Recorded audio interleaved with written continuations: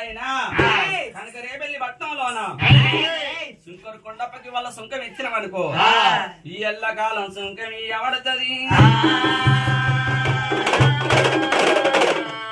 తినువారి పల్ల గంపకు సుంకం లేదు గాజుల మడియారానికి సుంకం లేదు గొల్లవారి సల్ల పాండవకు సుంకం లేదు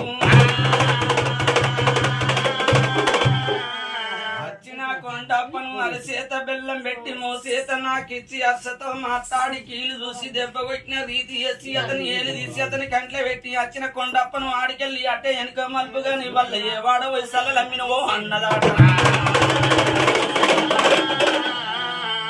పనగట ఆడపోయి సల్లలమ్మిన అన్నది గొల్లకేతమ్మ